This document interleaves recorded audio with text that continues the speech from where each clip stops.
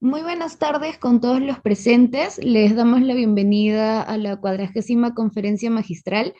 Agradecemos nuevamente por la presencia de distintos países de Sudamérica y en especial a la doctora Susana Escobar Vélez, quien nos va a acompañar el día de hoy en la ponencia con el tema de responsabilidad penal de las personas jurídicas. Un gusto tenerla, doctora Susana. Previo a darle el inicio de la palabra, queremos presentar una semblanza de manera virtual para poder hacer una introducción a su ponencia. De la misma forma, el doctor Ishii ha querido y ha intentado de todas maneras estar presente, pero por algunos cruces de compromisos académicos y laborales no ha podido, pero le reitera su agradecimiento de igual manera.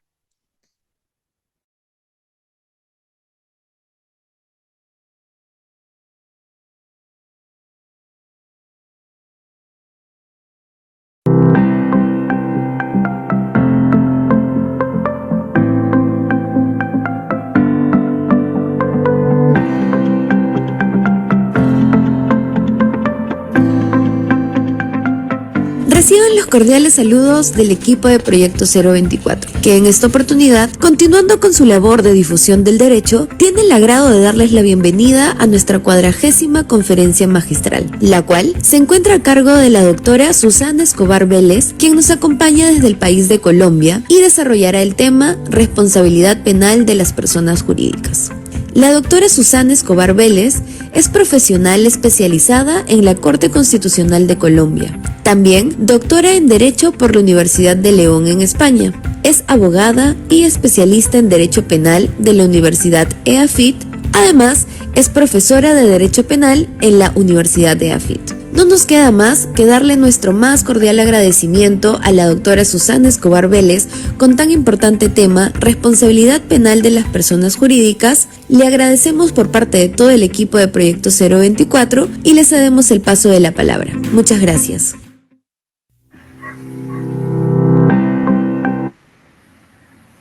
Bueno, muchísimas gracias. ¿Me escuchan bien? Sí, todo conforme. Perfecto. Bueno, yo en primer lugar quiero agradecerle a todo el equipo de Proyecto 024, muy especialmente pues al profesor Luis Alejandro Isí por la invitación. Sé que no me podía acompañar al menos en esta primera parte, pero sé también que ha estado pues muy presente en la organización de esta conferencia. Esta es una iniciativa que yo celebro, esta iniciativa de conectarnos alrededor de discusiones tan relevantes y tan actuales pues en el ámbito del derecho penal y también incluso de la política criminal. Entonces, muchísimas gracias al doctor Luis Alejandro y a todo el equipo de Proyecto 024 y pues por supuesto un saludo muy especial a todas las personas que están siguiendo esta transmisión. He visto que además hay personas conectadas desde Argentina, Ecuador, Bolivia, Guatemala, por supuesto Perú. Entonces, muchas gracias también por estar esta hora acompañando. Pues para mí es un honor estar hablando hoy, sobre todo frente a un público que sé que es mayoritariamente peruano. Yo no he tenido todavía el honor de conocer Perú, pero pues es un país al que quiero ir, obviamente, y un país al que quiero mucho, porque además me ha dado grandes amigos que al mismo tiempo son grandes colegas y sobre todo grandes seres humanos. Además, desde que empecé mi formación como abogada, además bastantes años atrás, y esta pasión por el derecho penal, pues he sido testigo de cómo, pues, de alguna manera, la ciencia penal peruana y la ciencia penal colombiana han caminado de la mano. Y nosotros tenemos grandes referentes de penalistas peruanos. Espero que lo mismo suceda en su país con los penalistas colombianos, y yo creo que además las discusiones que nos han unido son muy coincidentes y se han fortalecido a partir como de los desarrollos de ambos países. Y no podía ser la excepción con el tema que hoy voy a abordar, que es justamente, como ya lo anunciaron en la presentación, además que agradezco mucho esa presentación tan bonita, el tema de la responsabilidad penal de las personas jurídicas. Yo creo que este es otro tema que nos convoca, y no solo a las personas de Perú que está acá presente, sino también a todas las personas de Latinoamérica que nos están escuchando, porque creo que en nuestros países sigue siendo una discusión muy relevante y muy actual. Yo hoy me voy a referir de todas maneras pues como aspectos muy generales del tema, porque creo que la idea con esta conferencia es ofrecer como algunas herramientas conceptuales. Acá me disculpo, anticipo pues mis disculpas a las personas que están presentes y que quizás han ahondado mucho más en esta temática, entonces quizás haya conceptos que les resulten muy básicos, pero yo creo que son importantes para abordar la discusión sobre este tipo de responsabilidad en nuestros países. Yo creo que es muy importante tener elementos, entender la discusión para luego también formarse un criterio y tomar partido por una u otra posición. Yo sí les quiero anticipar, me parece también como un gesto de lealtad académica, que para mí la inclusión de la responsabilidad penal de las personas jurídicas en nuestros ordenamientos no es necesaria y no es conveniente, y pues también en esta charla me ocuparé como de mostrarles mis razones. Yo conozco también un poco y me he acercado a la discusión del tema en Perú y sobre si esta ley 3424 instauró o no un régimen de responsabilidad penal de la persona jurídica en su país. Sé que es una discusión importante y quizás una doctrina mayoritaria se inclina a creer que sí, pese a que la propia ley se refiere a una responsabilidad de carácter administrativo y no penal. Aquí también quiero anticipar pues que para mí la respuesta es negativa. Yo creo que no introduce un sistema de responsabilidad penal de las personas jurídicas, pero quizás tengamos tiempo de discutirlo un poco más al final.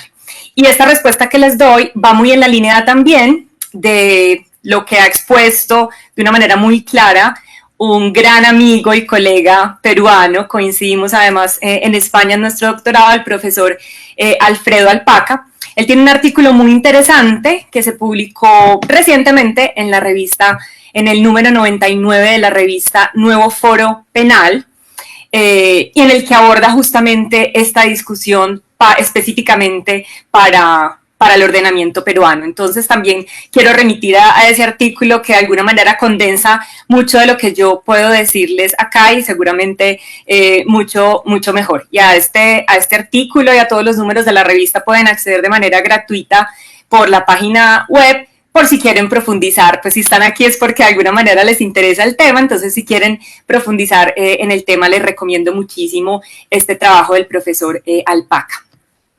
Yo quiero empezar esta exposición aludiendo a un concepto que siempre me llamó mucho la atención y que acuñó el profesor Ben Schunemann en Alemania, y él se refiere a ciertas figuras a las que él denomina como unos zombies político-criminales. ¿Y qué quiere decir él con esto de zombies político-criminales? Él dice, hay ciertas propuestas de regulación en los países que luego como de un análisis muy concienzudo se descartan, pero que después de un periodo como de latencia vuelven a surgir, provocan una nueva discusión. Él dice con muy pocos nuevos argumentos, en cambio muchos viejos y refritos argumentos, y él dice que para él, digamos, el zombie más vital del derecho penal alemán es sin duda la figura de la responsabilidad penal de las personas jurídicas, que no sé si ustedes lo sabían, pero en Alemania no se ha instaurado aún. Entonces, lo que sí ha habido es muchas iniciativas legislativas para hacerlo, como además ha ocurrido también en mi país, en Colombia.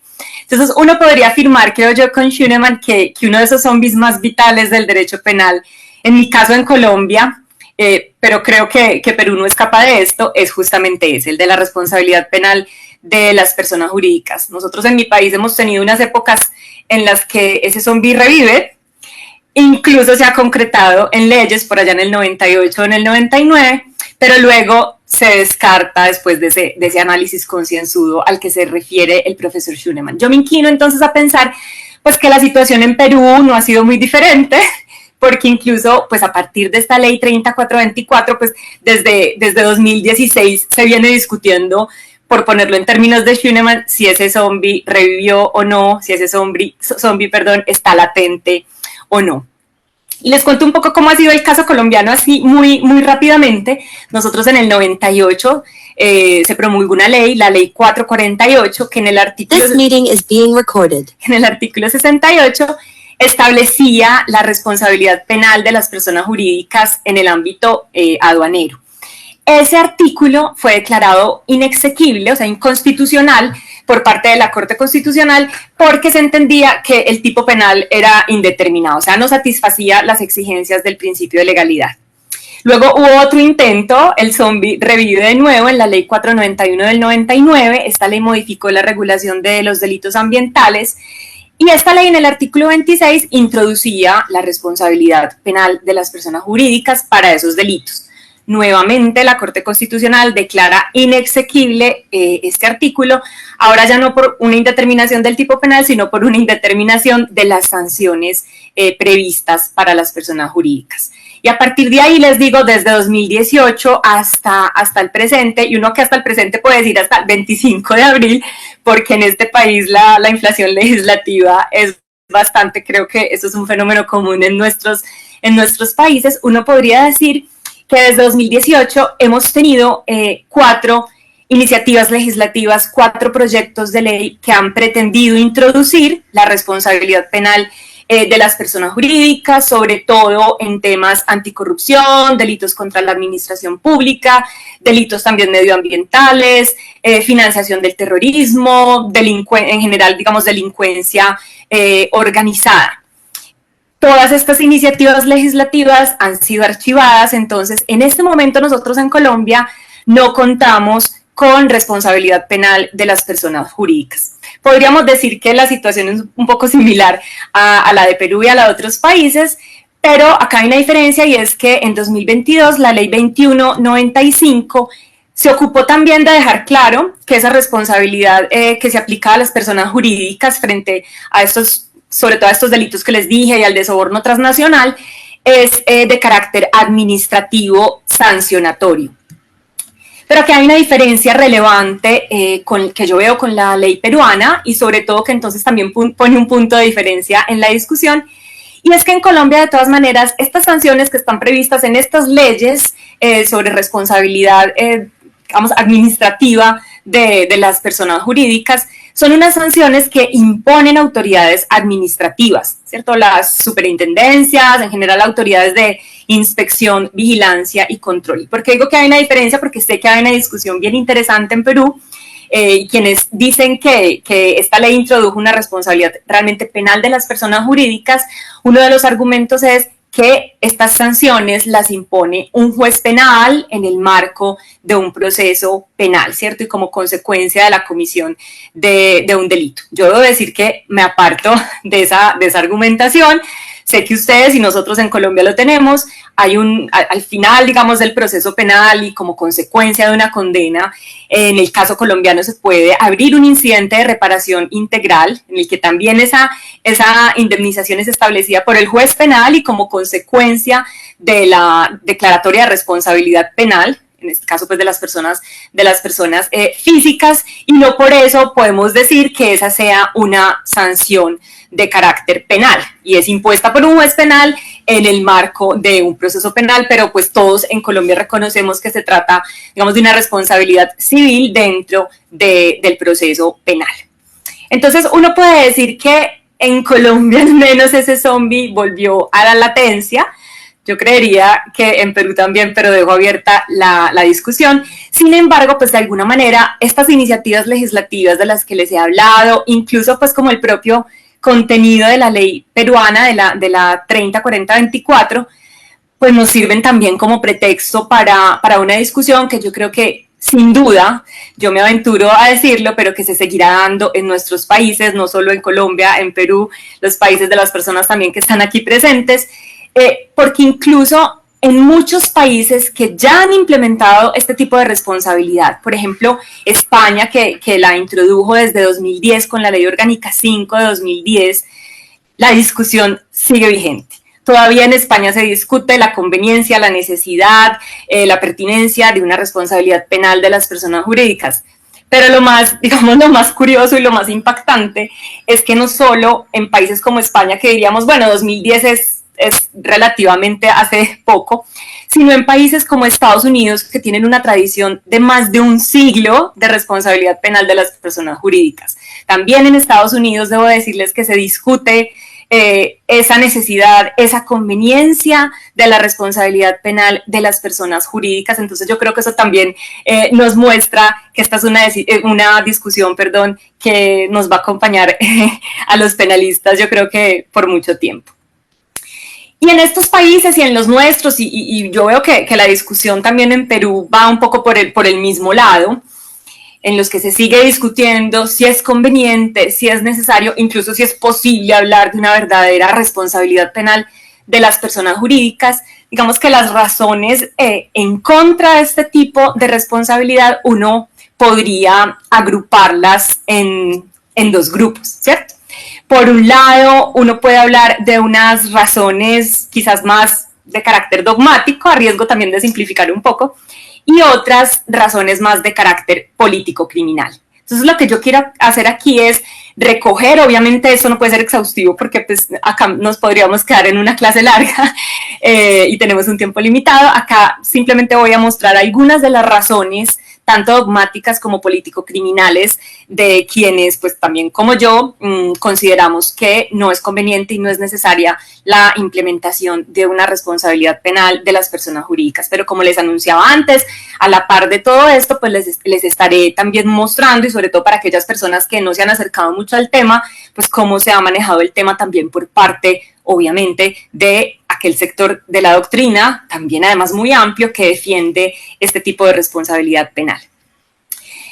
Les adelanto que esas razones de carácter dogmático, es el primer grupo con el que voy a empezar, se centran sobre todo en la idea pues, de que la persona jurídica es incapaz de realizar acciones penalmente típicas e incapaz de culpabilidad. Entonces, sobre todo se reducen a eso, incapacidad de acción en el sentido de la acción penal e incapacidad de culpabilidad. Con respecto a la incapacidad de acción, se dice sobre todo pues, que las personas jurídicas no pueden ser destinatarias de normas de determinación, como son las normas penales. Ustedes saben que cuando hablamos de normas penales, decimos que son normas, no solo normas de valoración, sino también normas de determinación. Y estas normas solo pueden ser atendidas, como dice Gómez Martín en España, por unos sujetos que tengan una capacidad de autoconciencia, una capacidad de determinación, racionalidad, libertad. De alguna manera uno podría decir que sean unos sujetos determinables o intimidables, si se quiere, un poco a partir de la prevención general negativa. Y esto es compatible pues, con la función de protección de bienes jurídicos que tiene que cumplir el derecho penal a partir de esa idea de prevención de delitos, ¿cierto? Esa norma se tiene que dirigir a destinatarios que se puedan abstener de cometer delitos. Por otro lado está la crítica sobre la incapacidad de culpabilidad, que a mí me parece muy, muy relevante en esta discusión y que yo creo que a veces echo de menos como que se asuma quizás con más rigor. Acá hay una postura del profesor Luis Greco en Alemania y él dice que la pena pues, es la privación de un derecho innato o personalísimo, como una reacción a un comportamiento que se considera incorrecto y que además exige culpabilidad. Y él continúa diciendo, la culpabilidad también es estrictamente personal y por eso no puede predicarse de las personas jurídicas. Entonces, cuando nos falla ese requisito de la pena, y como no podemos decir que las personas jurídicas poseen derechos innatos, es decir, todos los derechos de las personas jurídicas son derechos adquiridos, pues tampoco entonces podrían ser destinatarias de penas en el sentido estricto del término. Y entonces dice Greco, y yo comparto ese razonamiento, y es la denominación como penas de las sanciones a las personas jurídicas, pues no es irrelevante. Y por el contrario, representa una señal incorrecta y además está marcando un precedente equívoco, y es el reconocimiento de una pena sin culpabilidad. Y eso es muy grave también para el derecho penal. Y para los límites que nuestros ordenamientos le imponen al poder punitivo desde nuestros códigos penales, y eso también lo compartimos. Acá el profesor Alpaca también dice, cuando denominamos pena, algo que no lo es, pues eso solo demuestra que se está utilizando una institución penal, pues que además es la más importante por su intensidad, por su gravedad, de una manera puramente formal, pues ese algo que carece de la sustancia, del fundamento, dice él, y de los efectos que posee una pena en sentido material. Y aquí como que no me resisto a referirme a un argumento que se trae a colación muchas veces en esta discusión. De hecho, la propia Corte Constitucional colombiana lo trajo a colación en una sentencia en el 98, y es esta pregunta, y es, bueno, ¿por qué si la persona jurídica es capaz de celebrar un contrato, pues entonces no sería capaz de celebrar un contrato fraudulento? Y es un argumento que uno dice, interesante. ¿Yo qué podría responder a eso? Bueno, casi que por la misma razón por la cual pues a la persona jurídica no la podemos meter a la prisión, ¿cierto? Por la misma razón por la que, por ejemplo, en el ámbito de la responsabilidad civil se admiten supuestos de responsabilidad objetiva que en cambio están absolutamente proscritos en el ámbito de la responsabilidad penal. O por la misma razón que en el derecho privado, en el derecho civil puede valer ese aforismo de el desconocimiento de la ley no exime de su cumplimiento, mientras que en el derecho penal hablamos, por ejemplo, de error de prohibición que incluso puede llegar a excluir la responsabilidad penal. Entonces uno diría, son ámbitos diferentes de regulación, con unos fines diferentes, unos requisitos también distintos, y que conciben a ese sujeto responsable de una manera muy disímil, ¿cierto? Y por eso mismo también reaccionan frente al sujeto responsable de una manera muy distinta. En un contrato, por ejemplo, se trata fundamentalmente de si la persona jurídica pues se puede comprometer patrimonialmente al cumplimiento de una determinada obligación. Y yo creo que eso es algo muy distinto a la pregunta de si la persona jurídica puede cometer un delito. ¿Cómo se ha respondido a estas críticas, digamos, más de carácter dogmático, esa idea de la persona jurídica no puede cometer un delito porque es incapaz de acción, incapaz de culpabilidad y luego no puede responder penalmente? ¿Cómo se ha respondido a esas críticas desde el otro lado? Desde aquellos que defienden un sistema de responsabilidad penal de las personas jurídicas. Fundamentalmente, y acá nuevamente a riesgo de simplificar un poco, ha habido dos respuestas que al mismo tiempo se corresponden con los dos modelos más importantes de responsabilidad penal de las personas jurídicas. Tenemos, y la doctrina diferencia sobre todo, un modelo de autorresponsabilidad y un modelo de heteroresponsabilidad o un modelo de referencia. Entonces, a partir de estos modelos, se ha buscado encontrarle una respuesta a estas críticas que yo les acabo de exponer. También hay modelo mixto, como todo para nosotros en el derecho, ¿cierto? Autorresponsabilidad, heteroresponsabilidad y el mixto. ¿Qué dice entonces el modelo de autorresponsabilidad? El modelo de autorresponsabilidad, de alguna manera, lo que plantea es que la persona jurídica responde por su propia conducta, por su actuación, obviamente pues ligada a la comisión de un delito por parte de una persona física. Y para ello, para que la persona jurídica pueda responder por su propia actuación, pues entonces hay que elaborar una teoría del delito propia para la persona jurídica.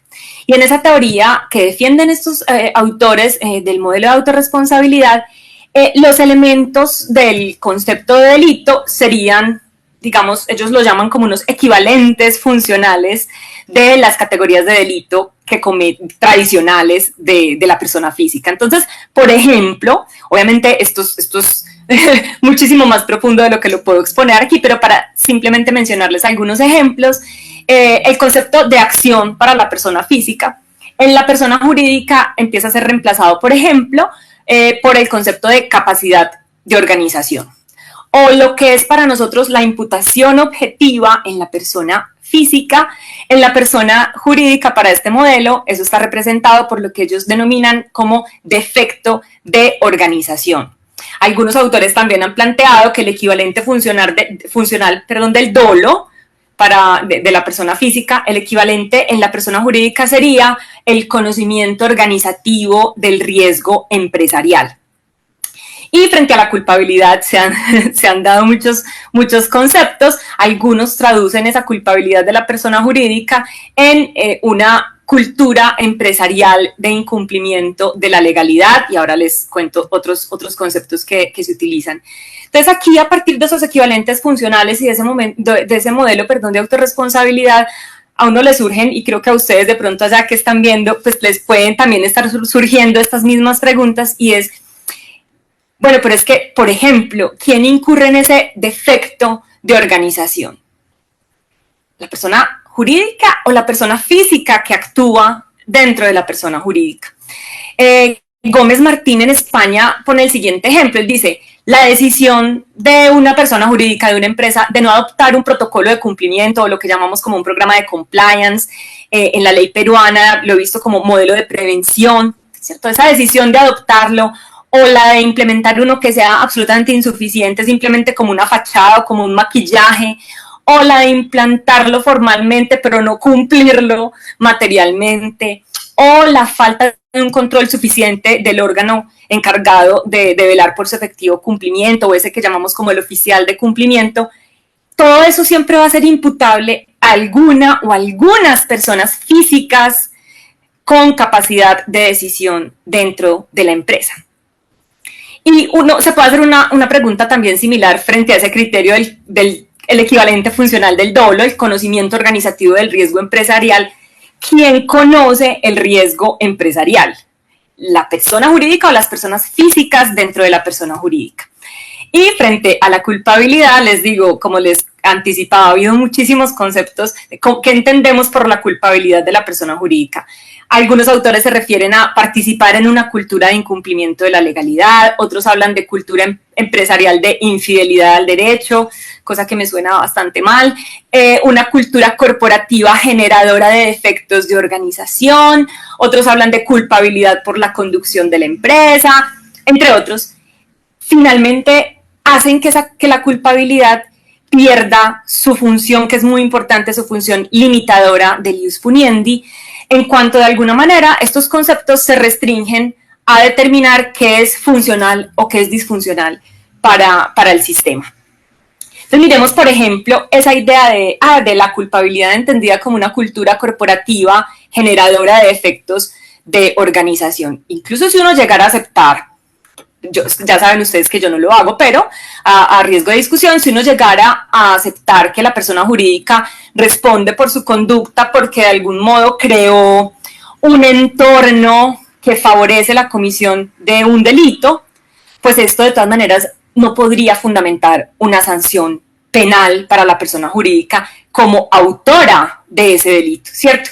Que yo cree un entorno que favorece la comisión de un delito de cohecho, ¿por qué me va a ser automáticamente autora responsable del delito de cohecho? Entonces, ¿cuál sería en ese caso, por ejemplo, la conducta típica que se le imputaría a la persona jurídica? Si entendemos ese concepto de culpabilidad.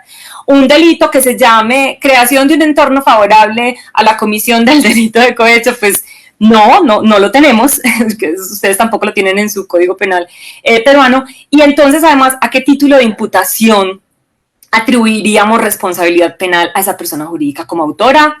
¿Como cómplice? ¿Le haríamos entonces la rebaja del cómplice como cooperadora necesaria para los países en los que existe esta figura? En fin, son muchas las preguntas que se quedan sin respuesta incluso en las legislaciones que consagran este tipo de responsabilidad.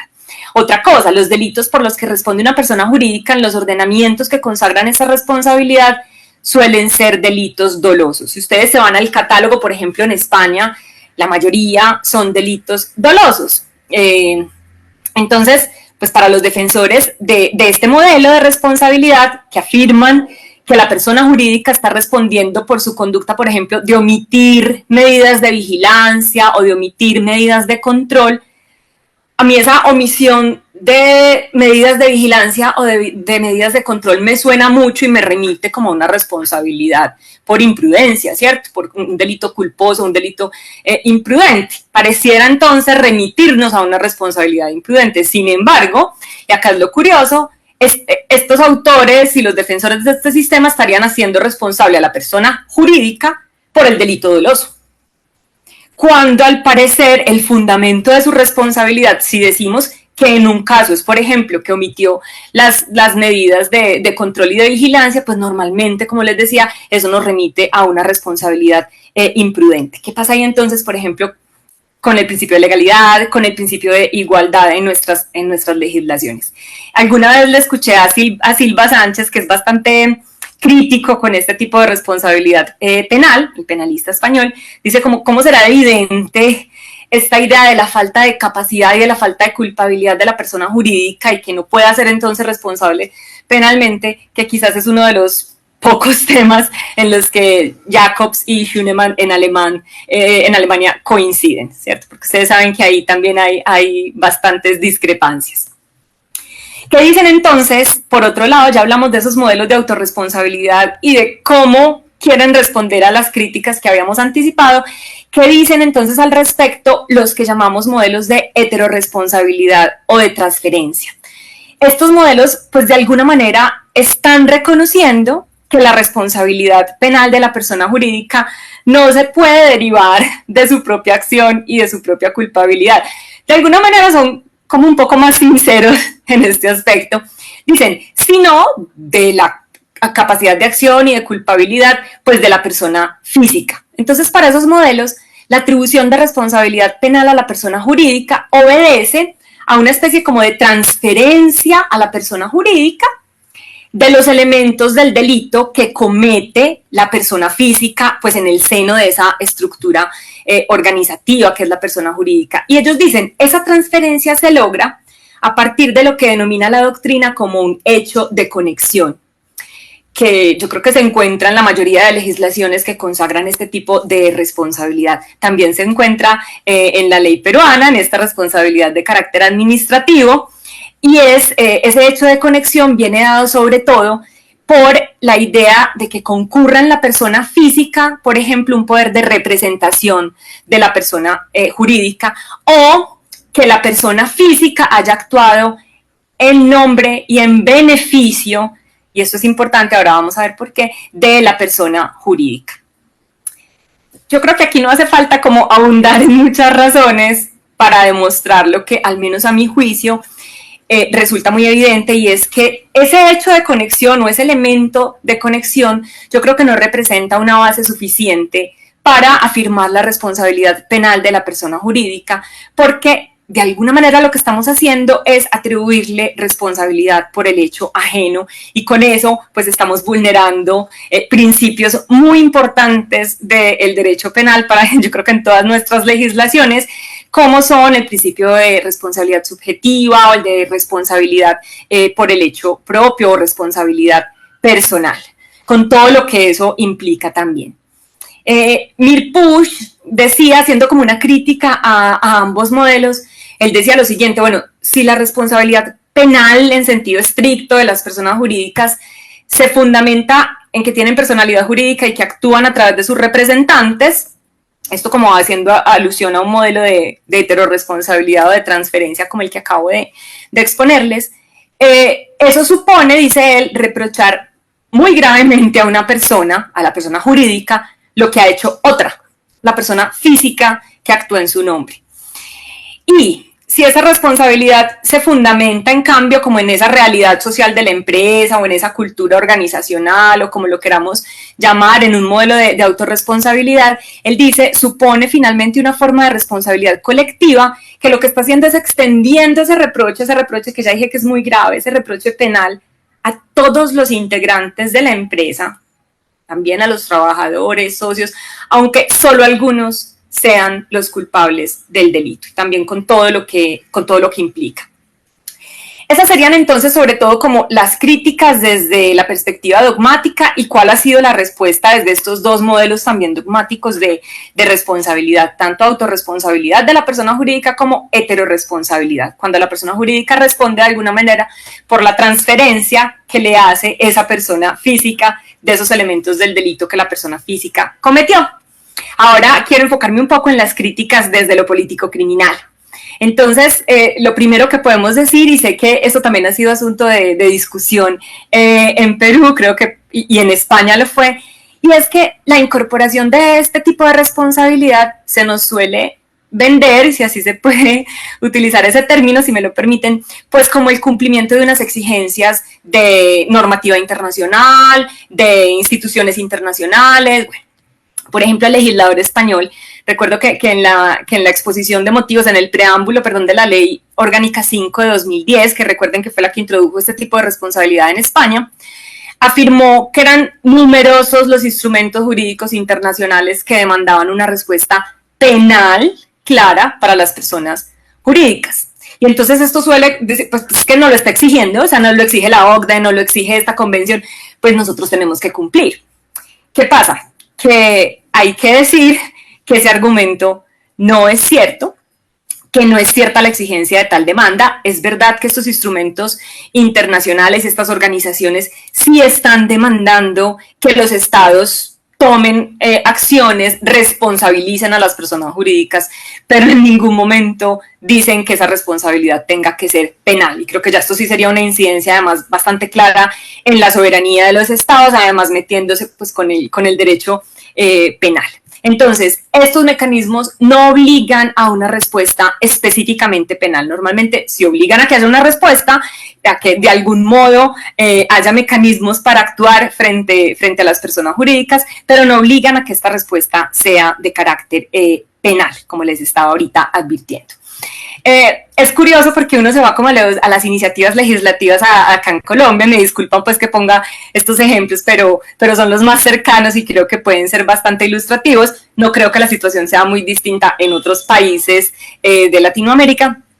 En una de estas iniciativas legislativas se decía, por ejemplo, se mencionaban distintos instrumentos internacionales, Convención de las Naciones Unidas contra la Delincuencia Organizada, contra la corrupción, la Convención de la OCDE para combatir el cohecho de servidores públicos extranjeros en las transacciones comerciales internacionales, recomendaciones del GAFI, bueno, todo un inventario de normas o instrumentos internacionales. Entonces, yo creo de todas maneras que, por ejemplo, en Colombia esa obligación se puede entender satisfecha en una ley como la 1778 de 2016 y otras leyes en las que se han establecido sanciones para las personas jurídicas, por ejemplo, por actos de corrupción transnacional, pero no sanciones de carácter penal, porque ninguno de estos instrumentos, reitero, pues exige una responsabilidad penal para las personas jurídicas. Un segundo argumento que se suele dar también un poco desde lo político criminal es que la responsabilidad penal de las personas jurídicas es necesaria.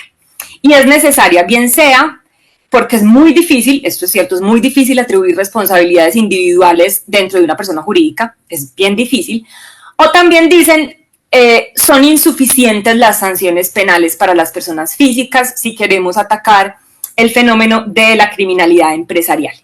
Y yo tengo ahí sobre todo como dos comentarios. Como les decía, yo creo que sí son evidentes esas dificultades que representa atribuir responsabilidades individuales en el seno de unas estructuras tan complejas como lo son las personas jurídicas, donde, por ejemplo, están como escindidas las personas que toman la decisión y las personas que la ejecutan, y eso ya implica una dificultad muy grande, pero esto no implica, creo yo, que sea conveniente renunciar a determinar esas responsabilidades, ya que con ello, de alguna manera, el sistema penal empieza a desplazar un poco el foco de su atención desde las personas físicas, estas son muy difíciles de perseguir, a las jurídicas, porque nos queda más fácil decir, responde entonces la persona jurídica.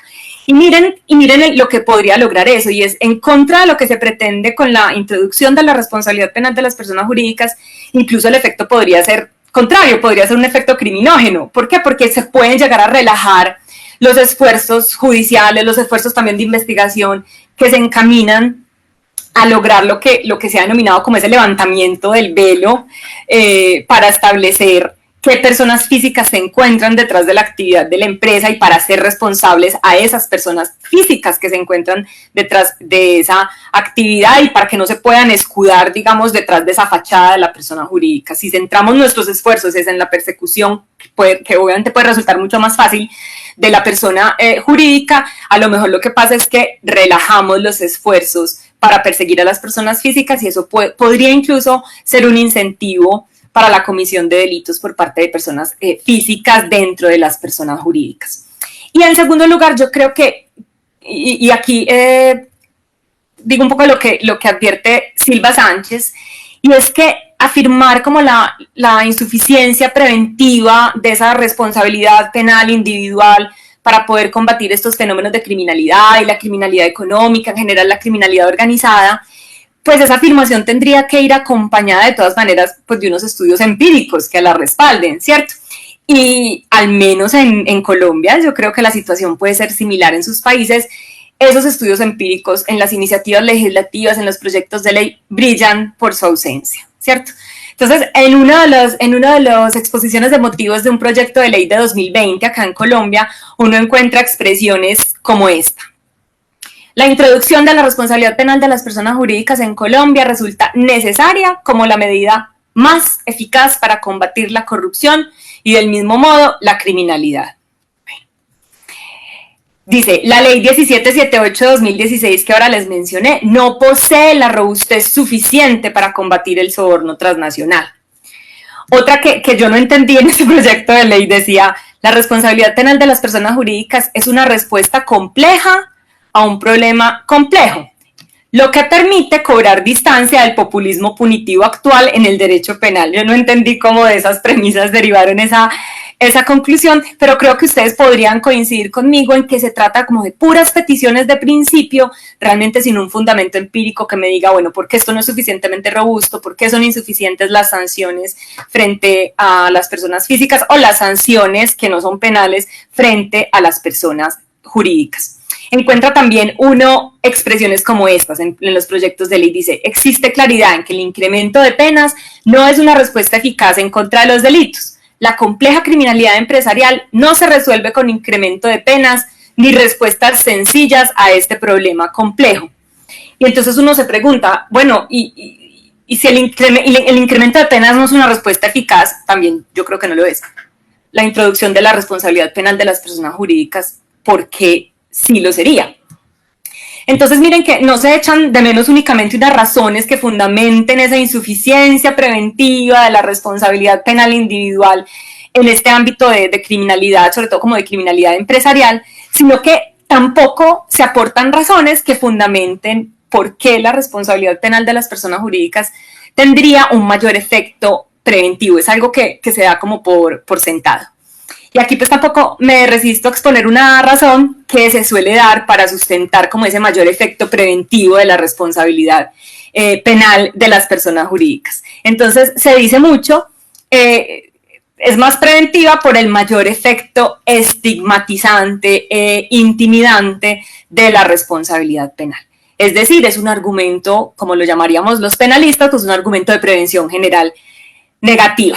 Y creo que frente a eso uno podría decir, pues es que intimidable siempre será la persona física, ¿cierto? Esa es la intimidable, la destinataria de esa norma de determinación.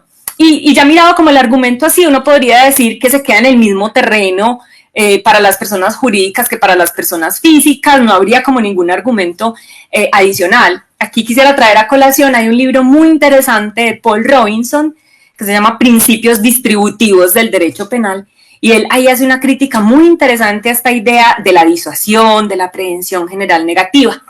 Y él dice, para que una pena disuada, tienen que satisfacerse una cantidad de condiciones. Dice, por ejemplo, que la persona conozca primero y entienda las implicaciones de la norma. Yo no sé en sus países qué tanto la persona del común conoce los artículos del Código Penal y cuáles son los delitos que se tipifican y cuáles son las sanciones.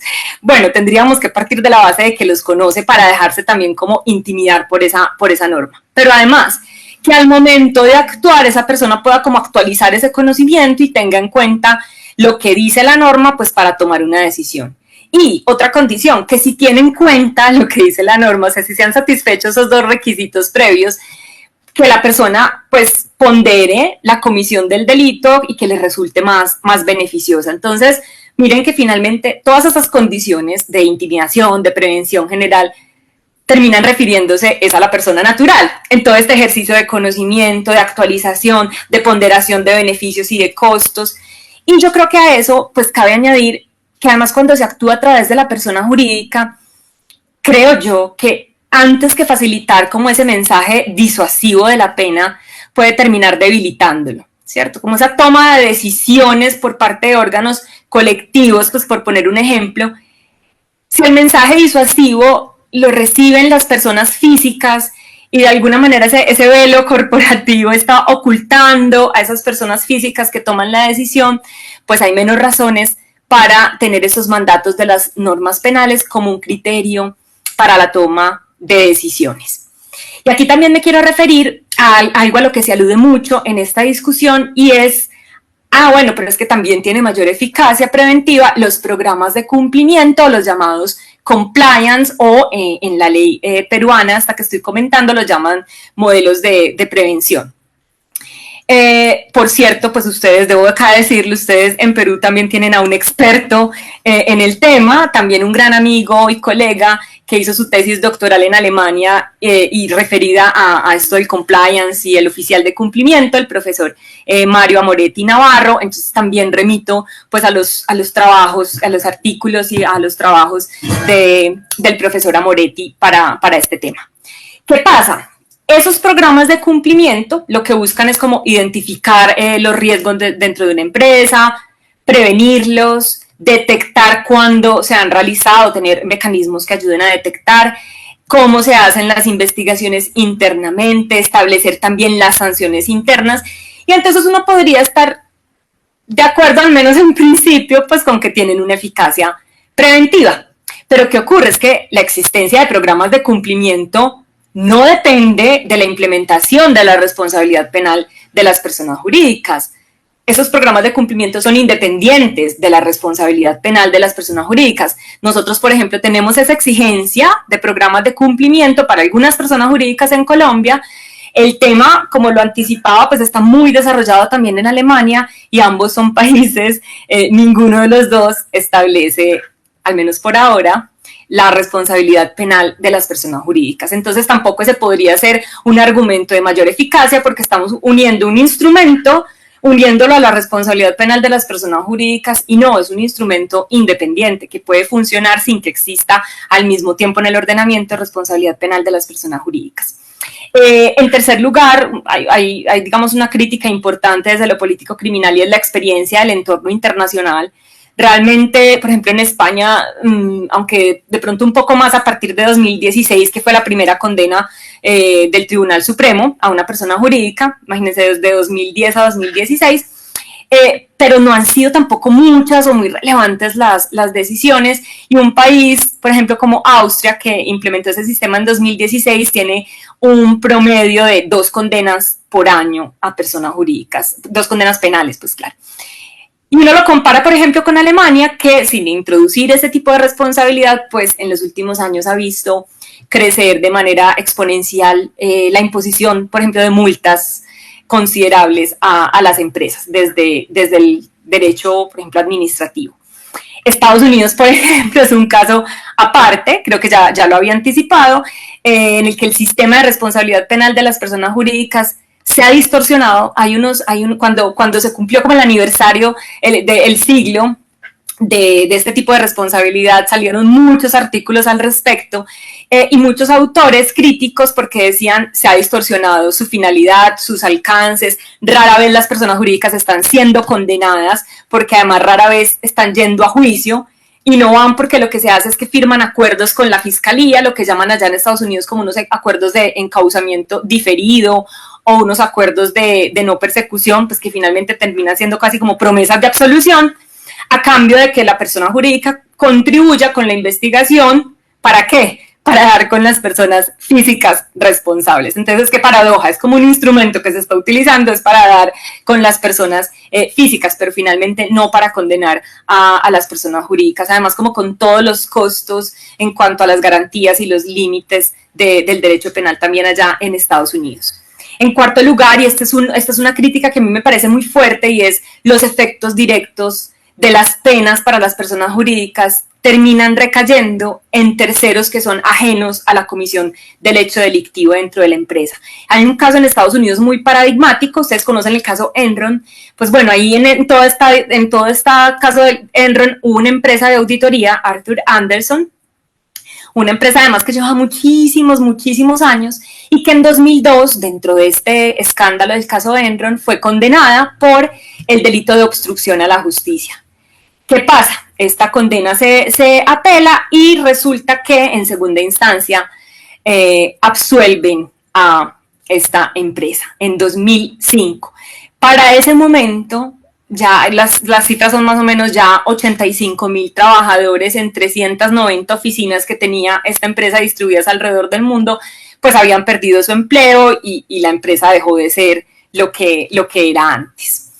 Y en quinto y último lugar, uno también podría decir que una crítica importante desde lo político criminal, y no por ser la última es menos importante, son los peligros del efecto contagio. Por ejemplo, aquí mi maestro, el profesor Díaz y García Conyedo, habla mucho de eso, y es cómo la introducción de la responsabilidad penal de las personas jurídicas pues, implica necesariamente flexibilizar garantías. Por ejemplo, el principio, ya lo vimos, de responsabilidad subjetiva, el principio de culpabilidad, de responsabilidad por el hecho propio, incluso muchas veces el principio de igualdad.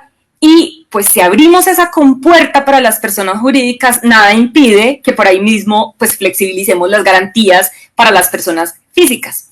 Y aquí pues una última consideración, viendo que estamos no solo personas de Colombia, de Perú, sino también de otros países de Latinoamérica. Yo creo que tenemos en nuestros países unos sistemas penales para las personas físicas que ya están desbordados.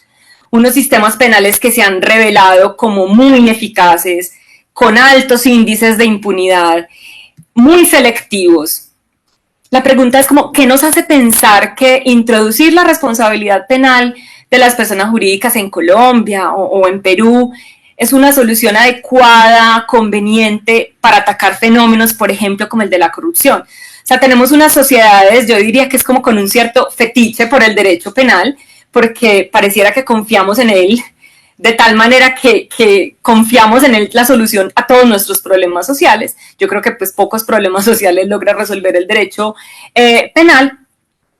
Y me parece que el funcionamiento de nuestros sistemas penales actuales ya nos da muchas pistas y ya nos da muchas razones para pensar lo contrario, ¿cierto? Para pensar que este tipo de responsabilidad no es una solución conveniente ni adecuada para atacar estos fenómenos. Yo, diciéndolo muy coloquialmente, me perdonan ahí como la expresión, pues ya no podemos con las personas físicas, ahora vamos a poder además con las personas jurídicas. Imagínense lo que eso implicaría en recursos, en personal para la investigación, en fin.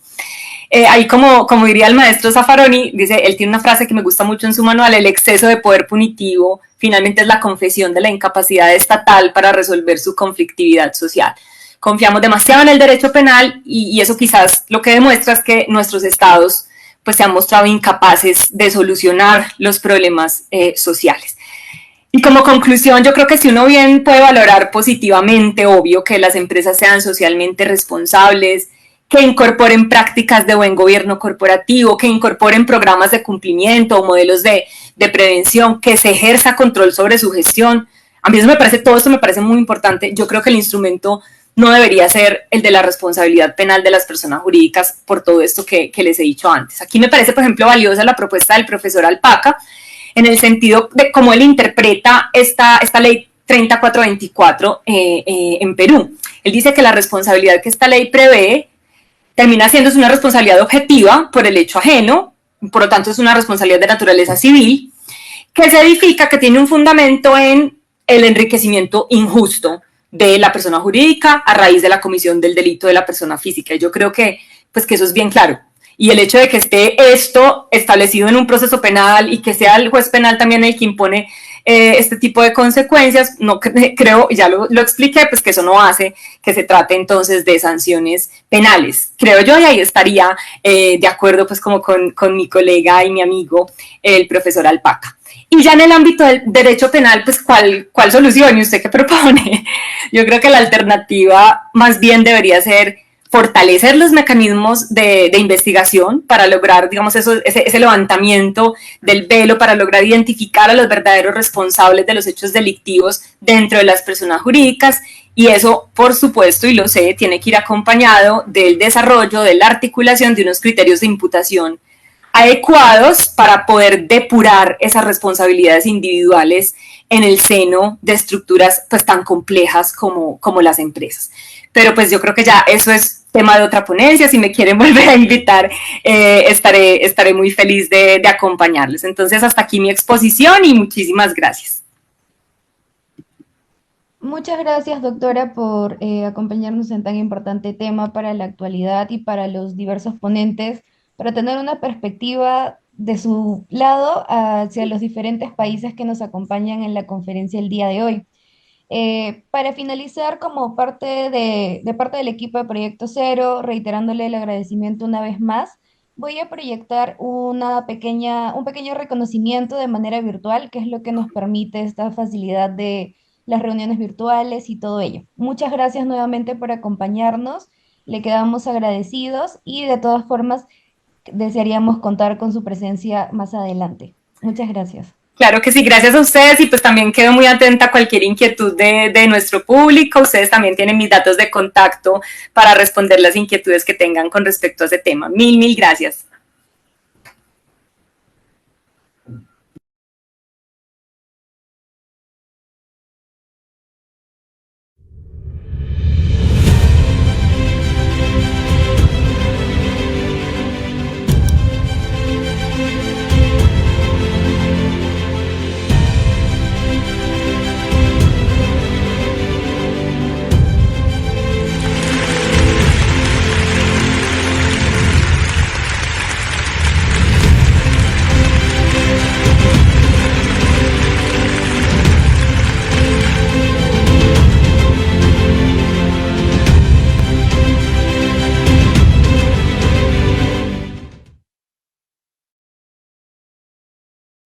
Nuevamente reiterarle el agradecimiento en especial del doctor Ishii y muchas gracias por la ponencia el día de hoy. La grabación de la conferencia magistral va a estar ubicada en nuestras redes sociales y en nuestra página web de igual forma para que si tengan algún tema o deseen verla nuevamente, estará a su alcance ahí.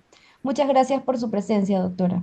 Muchas gracias a ustedes y a todo el público que me acompañó. Muchas gracias.